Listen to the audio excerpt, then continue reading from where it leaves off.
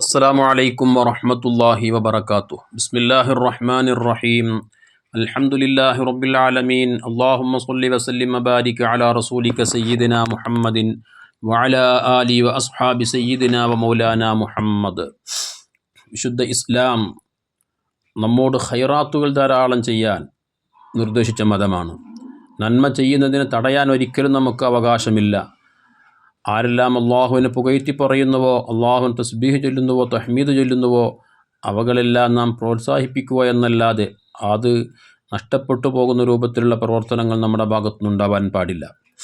അതുകൊണ്ട് തന്നെ ചില ജീവികളെ പ്രത്യേകം മുത്തുനബി സല്ലല്ലാഹു അലൈഹി വസല്ലം എടുത്തു പറഞ്ഞുകൊണ്ട് അവകൾ നിങ്ങൾ കൊല്ലരുതേ എന്ന് റസൂലുള്ളാഹി നിർദ്ദേശിക്കാൻ തന്നെ കാരണം, അവകളൊക്കെ അല്ലാഹു തആലാക്ക് അവരുടേതായ ഭാഷയിൽ ധാരാളം തസ്ബീഹ് ചൊല്ലുന്നുണ്ട്, അള്ളാഹുവിന് തഹ്മീദ് ചൊല്ലുന്നുണ്ട്. വിശുദ്ധ ഖുർആൻ തന്നെയും അത് നമ്മോട് പറഞ്ഞിട്ടുള്ളതാണ്.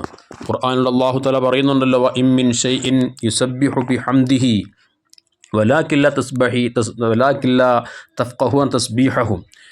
ഏതൊരു വസ്തുവും, അത് ജീവനുള്ളതാവട്ടെ ഇല്ലാത്തതാവട്ടെ, ഏതൊരു വസ്തുവും അല്ലാഹു തആലാക്ക് അവരുടേതായിരിക്കുന്ന ഭാഷയിൽ തസ്ബീഹ് ചൊല്ലുന്നുണ്ട്. പക്ഷേ വലാകിൻ ലാ യഫ്ഖഹൂന തസ്ബീഹഹും, അവർ ചൊല്ലുന്ന തസ്ബീഹ് നിങ്ങൾക്ക് മനസ്സിലാകുന്നില്ല എന്ന് മാത്രം എന്ന് ഖുർആൻ നമ്മോട് പറയുന്നുണ്ട്.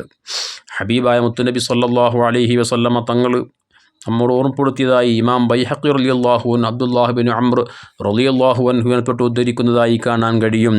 ലാ തഖ്തുലുൽ ദഫാദിഅ, നിങ്ങൾ തവളകളെ ഒരിക്കലും കൊല്ലാൻ പാടില്ല. നമുക്കറിയാം, നമ്മുടെയൊക്കെ പാടത്തും മറ്റുമൊക്കെ ധാരാളം തവളകൾ അവർ പ്രത്യേക ഈണത്തിൽ ഒന്നിച്ച് അതല്ലെങ്കിൽ കൂട്ടമായി തനിച്ചുമൊക്കെ ധാരാളമായി പ്രത്യേകം ഒരു ശബ്ദം പുറപ്പെടുവിക്കാറുണ്ട്. നമ്മൾ പ്രത്യേകിച്ച് മഴക്കാലമൊക്കെ ആകുമ്പോൾ നമുക്കത് ധാരാളമായി കേൾക്കാൻ കഴിയും. ആ ശബ്ദം പുറപ്പെടുവിക്കുന്നത് എന്താണ്?